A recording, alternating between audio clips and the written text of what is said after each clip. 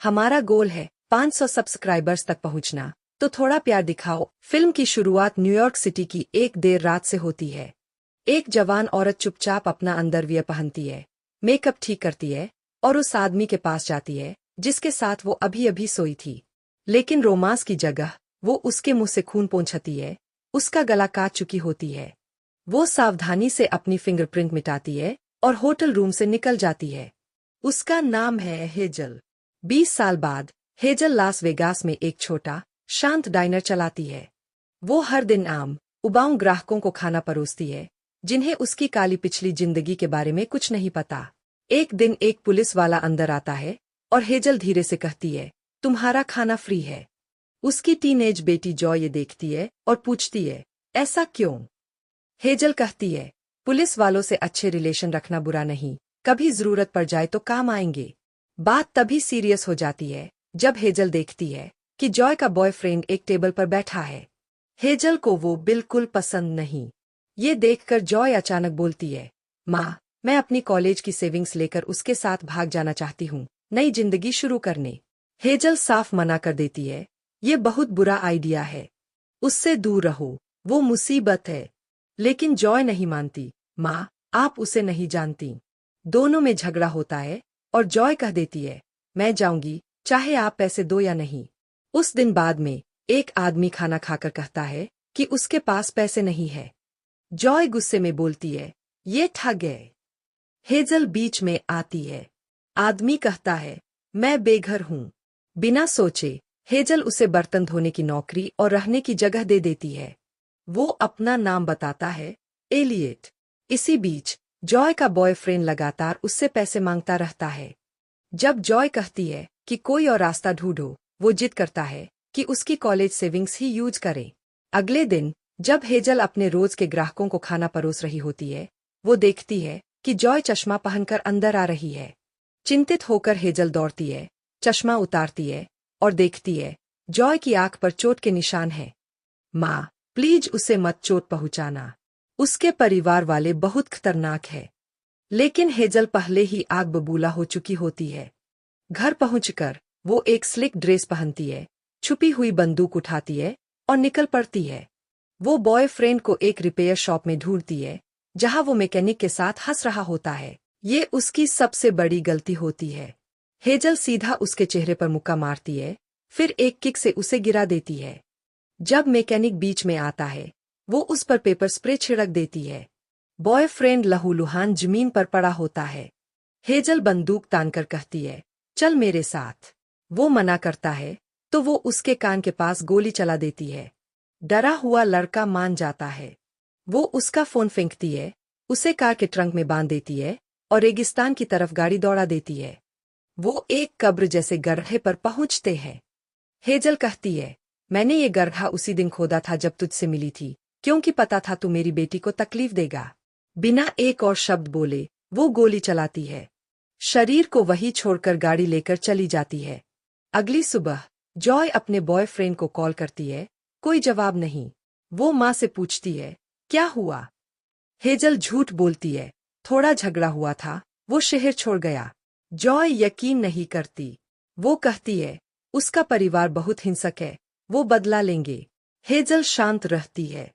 बाद में एलियट उसे परेशान देखता है और समझाने की कोशिश करता है, लेकिन तभी वो दोनों देखते हैं बाहर एक आदमी एलियट की तस्वीरें खींच रहा है। हेजल बाहर भागती है, लेकिन वो आदमी गाड़ी में बैठकर निकल जाता है। रात को एलियट चुपके से निकलने की कोशिश करता है, पर हेजल फिर उसे पकड़ लेती है। वो पूछती है, वो आदमी कौन था? एलियट कहता है, मुझे कुछ नहीं पता। जब हेजल उसके अतीत के बारे में पूछती है, वो कहता है, मैं बताऊंगा, लेकिन पहले तुम अपनी कहानी बताओ। हेजल इनकार कर देती है। थोड़ी देर बाद हेजल फिर वही फोटोग्राफर को देखती है। वो उसका पीछा करती हुई उसके होटल पहुंचती है, कमरे में घुसती है और उसे बेहोश कर देती है। जब वो होश में आता है, उसकी बंदूक उसके मुंह पर तनी होती है। वो डरकर बताता है, मैं एक फ्रीलांस जर्नलिस्ट हूँ, एलियट की जांच कर रहा हूँ। वो कहता है, एलियट ने एक बार अपनी गर्लफ्रेंड को मार दिया था और अब भाग रहा है। वो लैपटॉप की तरफ इशारा करता है। हेजल देखती है, एक न्यूज आर्टिकल। एलियट पहले एक मशहूर हार्ट सर्जन था, लेकिन एक ड्रंक ड्राइविंग एक्सीडेंट में अपनी गर्लफ्रेंड की मौत का कारण बना। 4 साल जेल में रहा और अब अपने अतीत से भाग रहा है। हेजल उसका लैपटॉप उठाती है और कहती है, मेरे डाइनर के आसपास फिर दिखा तो तेरे नट्स को चिली बना दूंगी। जिंदगी फिर नॉर्मल होने लगती है। हेजल अपने ग्राहकों को खाना परोसती रहती है, लेकिन जब वो जॉय को रोते हुए देखती है तो उसे सांत्वना देने की कोशिश करती है। जॉय वहां से चली जाती है। बाहर निकलते ही हेजल की मुलाकात एक पुराने जान पहचान वाले से होती है, फिल। वो बताता है कि उनका पुराना बॉस जेल से रिहा होने वाला है। कब? हेजल पूछती है। कल रात। हेजल सब समझ जाती है। फिल उसे एक एड्रेस देता है और कहता है, वक्त पर पहुंचना। वो हामी भरती है। जाते जाते फिल कहता है, तुमने जॉय को अच्छा पाला है। ये सुनकर हेजल के चेहरे पर एक अजीब सी तकलीफ झलकती है। अगली सुबह ब्रेकफास्ट पर हेजल एलियट को रिपोर्टर वाली बात बताती है और उसके फाइल्स दिखाती है। एलियट मानता है कि उसने कभी उस रिपोर्टर के पिता का ऑपरेशन किया था और असफल रहा था, तभी से वो उससे बदला लेना चाहता है। हेजल सब सुनती है और फिर झुककर धीरे से कहती है, मुझे तुमसे एक काम चाहिए। हेजल एलियट से विनती करती है, मेरी एक रात के लिए बेटी का ख्याल रखना। मैं शहर से बाहर जा रही हूँ। मजे के लिए नहीं, कुछ बहुत सीरियस काम है। एलियट मान जाता है। उस शाम हेजल फिल से मिलती है, जो उसे उनके पुराने बॉस के पास ले जाता है। 20 साल बाद बॉस उसे देखकर खुश हो जाता है। वो याद करता है कैसे उसने 15 साल की उम्र में सड़क पर भटकती हेजल को अपनाया, उसे ट्रेन किया और एक जानलेवा हत्यारा बना दिया। कुछ पुरानी बातें याद करने के बाद वो साफ करता है। वो चाहता है कि हेजल फिर से गेम में लौट आए। वो उसे एक बड़ा एडवांस ऑफर करता है, सिर्फ एक टारगेट, पेरी को खत्म करना है। हेजल इनकार कर देती है, मुझे पता है मैं आपका कर्जदार हूँ, लेकिन अब नहीं कर सकती। तभी बॉस उसकी बेटी का जिक्र करता है और इशारा करता है कि उसे जॉय के गायब बॉयफ्रेंड के बारे में सब पता है। ये धमकी काफी होती है। हेजल समझ जाती है और मजबूरी में हाँ कर देती है। रात को वो कसीनो जाती है, पेरी को बिना दिखे दूर से देखती है। घर लौटने के बाद वो एलियट के साथ ड्रिंक करती है और पहली बार अपने अतीत के बारे में थोड़ा बताती है। कैसे वो नशे की आदी थी, कैसे एक आदमी ने उसे बचाया और फिर उसी ने उसकी जिंदगी पर कब्जा कर लिया। भावनाओं में बहकर दोनों करीब आ जाते हैं। अगले दिन हेजल फिर एलियट से मिलती है और बताती है कि वो उसी रात शहर छोड़ने वाली है। वो दोबारा कहती है, जॉय का ख्याल रखना। एलियट वादा करता है, मैं रखूंगा। उस शाम हेजल सजती संवरती है और वापस कसीनो पहुंचती है। वो पेरी से टकराती है। वो उसे देखकर हैरान भी है और खुश भी। वो उसे अपने प्राइवेट स्वीट में बुला लेता है। बातों के दौरान हेजल चुपके से उसके ड्रिंक में कुछ मिला देती है।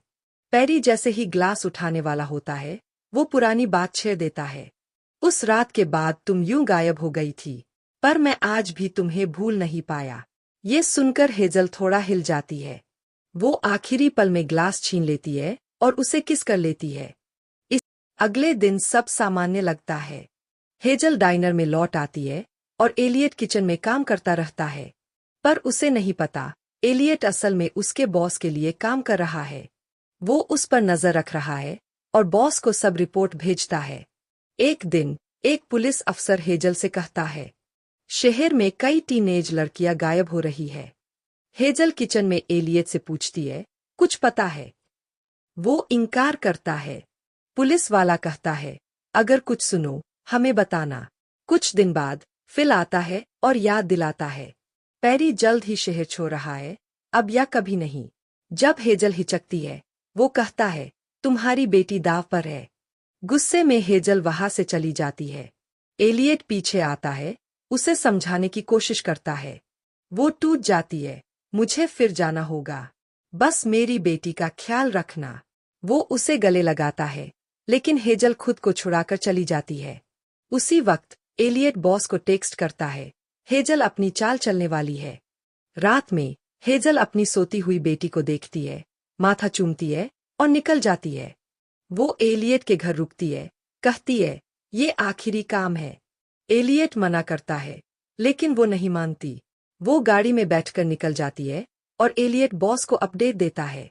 इसी बीच पैरी एक होटल रूम में इंतजार कर रहा होता है।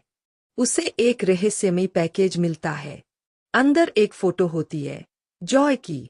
उसे एहसास होता है वो उसकी बेटी है, उस रात की निशानी। वो समझ ही रहा होता है कि तभी उसकी बीवी अंदर आ जाती है।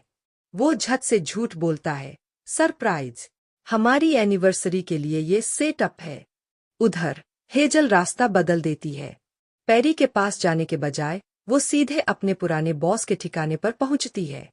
वो एक गार्ड को मार गिराती है, जिसे बॉस कैमरे पर देख लेता है। वो फिल को भेजता है, पर हेजल उसे भी घात लगाकर खत्म कर देती है। वो अंदर बढ़ती है। बॉस बंदूक लेकर उसका इंतजार कर रहा होता है, पर हेजल उसकी चाल भांप लेती है और उसकी बाह में गोली मार देती है। वो आखिरी बार उसे रोकने की कोशिश करता है। एलियट मेरा आदमी है। हेजल के चेहरे पर कोई डर नहीं। वो बस कहती है, गुड बाय डैड, और ट्रिगर दबा देती है। खून में लथपथ वो घर लौटती है, खुद को साफ करती है और चुपचाप अपनी बेटी को सोते हुए देखती है। अगली सुबह जब वो डाइनर जाने लगती है, एलियट उसे हाय कहता है, लेकिन वो उसे अनदेखा कर देती है। वो हैरान रह जाता है। जॉय तैयार होते वक्त माँ को गले लगाती है। हेजल जैसे ही बाहर निकलने लगती है, उसे कोई धीमी आवाज सुनाई देती है। वो मुड़ती है और देखती है जॉय का बॉयफ्रेंड जिंदा है। उसके चेहरे पर खून है और वो उसे चुप रहने का इशारा करता है। हेजल कुछ नहीं कहती, बस सिर हिला देती है। फिर जॉय शांत लहजे में कहती है, माँ, कार की चाबियां दो। हेजल उसे दे देती है। जॉय अपनी माँ की दवा की एक गोली उठाती है और घर से निकल जाती है। डाइनर में हेजल काम शुरू करती है, ऑर्डर लेती है, लेकिन उसे एहसास होता है शेफ यानी एलियट कहीं दिख नहीं रहा। वो बाहर जाती है और देखती है कोई उस पर हमला कर रहा है। हेजल दौड़ती है और उसे बचाती है। उसी वक्त एक और आदमी एक टीनेज लड़की को पकड़ने की कोशिश करता है। हेजल बीच में आ जाती है। फिर तीसरा आदमी आता है और गोली चला देता है। हेजल जमीन पर गिर जाती है, बुरी तरह घायल। वो हिल नहीं पाती, बस चारों तरफ सब कुछ बिखरता देखती रहती है। Thanks for watching. अगर वीडियो पसंद आया हो तो चैनल को सब्सक्राइब करना मत भूलना। मिलते